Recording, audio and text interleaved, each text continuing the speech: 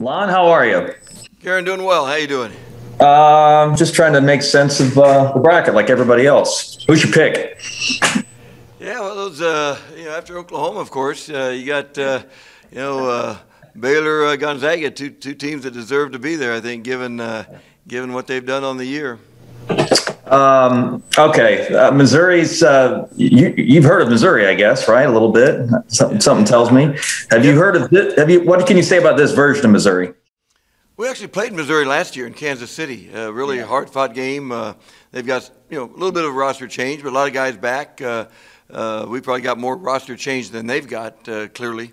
But good team. Quanzo's teams are always very well prepared, play extremely hard, defensively sound. A lot of weapons offensively on this group. Had a very good year. We know those 8-9 games are always tough. You know how that's going to be. Okay, one more, and then I promise I'll pass it to the rest of the group.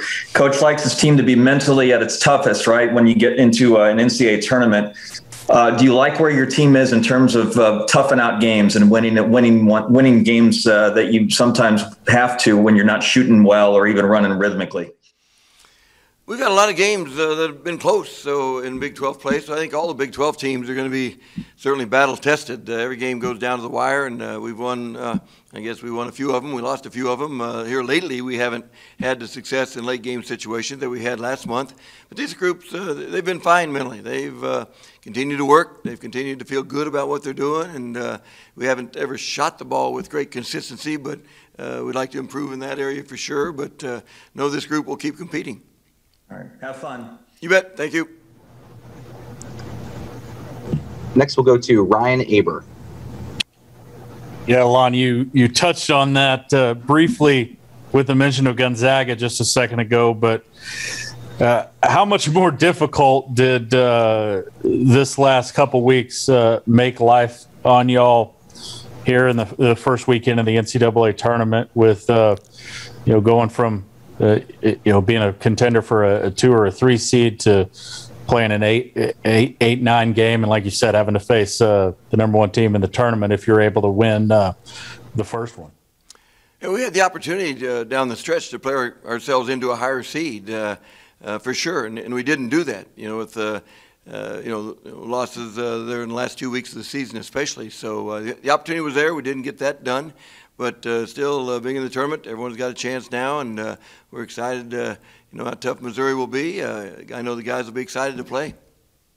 How do you get this team focused or turn that around from the disappointment of the recent stretch?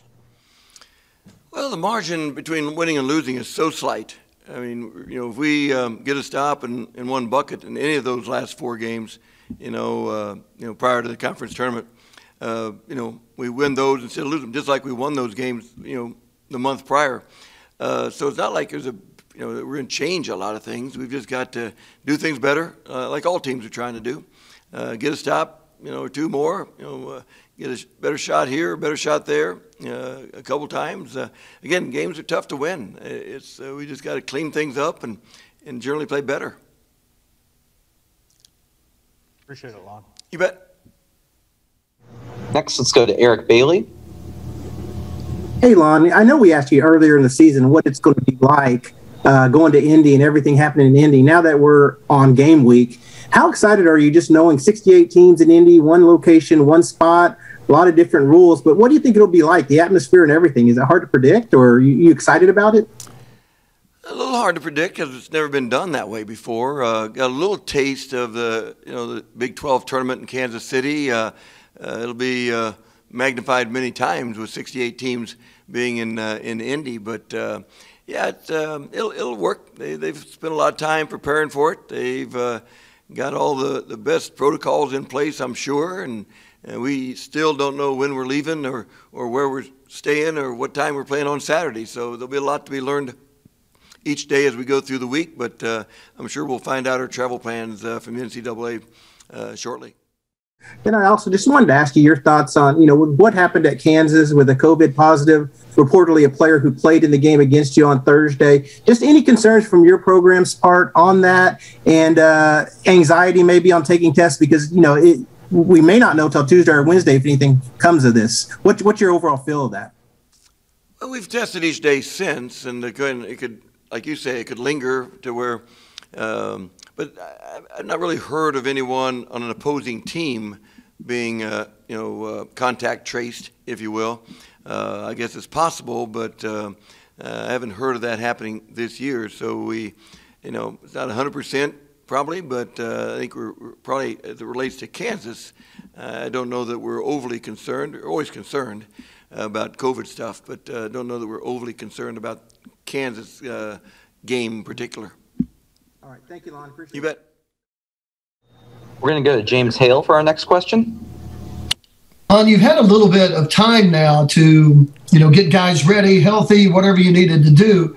If you could talk about how, you're going to use this time before you get ready to play your next game. It's going to be a little bit over a week. So, guys should be fresh and ready to go.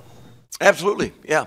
Always this time of year, you can always, from a health standpoint, a little more treatment, a little more time in the training room. You've got time without playing a game every third or fourth day.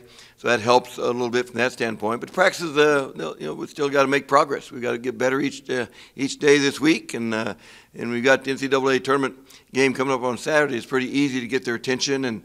And even though it's been a long, grinding season, as it always is in the Big 12, everyone's starting over, so to speak, at this point, and fresh and ready to go. Did you give them time off, or have you been practicing? We practiced Saturday, yesterday. And then today just met for the selection show, and then we'll have, depending on when we travel, 5 or 6 days in preparation for Saturday. Thanks, Lon. You bet. We'll go to Joe Bettner for our next question.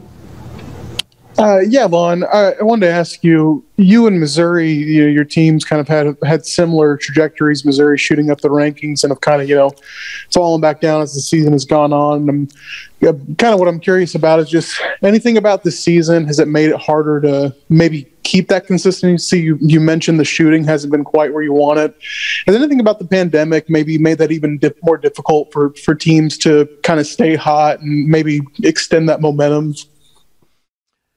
Sure, everyone's been affected by it to some degree. Having a pause here or there, or having players miss practice, miss games. Everyone's dealt with that. So certainly a unique year as it relates to the pandemic, but it's been equal across the board for the most part. Some teams weren't maybe affected by it at all, but in general, I think most teams lost some players here or there, and that always affects consistency perhaps to some degree. We'll go to Josh Callaway next. Yeah, Lon, I'm just curious what this day looks like for you in terms of, are you looking at like bracketology projections just like the rest of us, trying to get an idea of what it's going to look like? And was an 8 seed about what you were expecting to see, I guess? Yeah, I mean, we're fans like everyone else, conversations among staff and players and all that. But, yeah, I mean, you read all the projections like everyone else does. Don't have any more information than that. So no big surprise there. I think over the last, week, 10 days, it seems like it's been in that area, 6, 7, 8 type stuff. And, we found out like everyone else did, and now we're anxious to go. We'll go to Austin Curtright next. Hey, Lon, just wanted to ask you about Austin. From your perspective, how sort of exciting is it for him to be able to play his first tournament game over 3 years or so? I think it's exciting for everyone. Certainly Austin's a guy that's very competitive, and I know he'll be looking forward to it. Yeah, everyone, especially in this year, nothing to be taken for granted. Playing the NCAA tournament, everyone expected to do that last year, and all of a sudden the plug was pulled and no one plays. So everyone appreciates, I think, the opportunity to do that. We have time for 2 more. First, we'll go to John Hoover, and then we'll close it out with Barry Trammell. Hey, Lon. I'm wondering from a psychology standpoint, you deal with, over the course of the last few weeks, dealing with losing 5 your last 6, and then you go into this thing almost on a completely clean slate, fresh start with the opportunity that's always there in the NCAA tournament. How do you deal with that as a coach, as a team psychologist almost? you're always dealing with that and I think as much individually as you are the team. Of course, you deal with it individually, it becomes you're dealing with a team. But I think individually we always promoting maybe more. More guys being more consistent. I think that's what you want from a team standpoint. Having as many guys playing consistently well as possible. And we've been up and down a little bit and all over the board in that area. So we'll continue to a lot of talk, a lot of conversations, a lot of film, and just keep working at it. And then Tram, you'll close us out. Yeah, Lon, you've been around a while.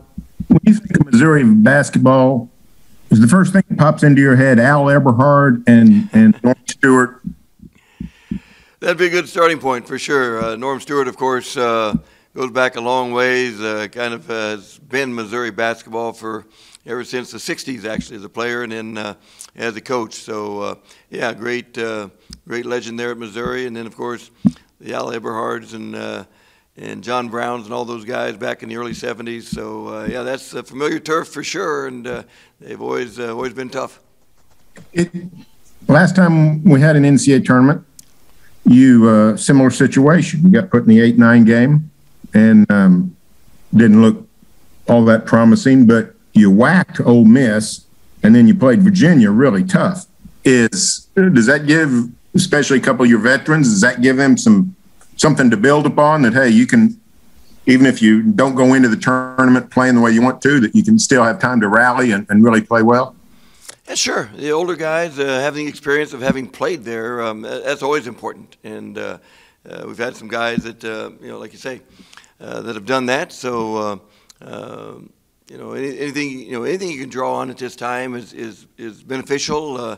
But still, it comes down to this group, understanding the value of each possession and lining up and competing like it's the only game that remains, and understanding you got to win to go on. And that's the way that's kind of the intriguing part of tournament play.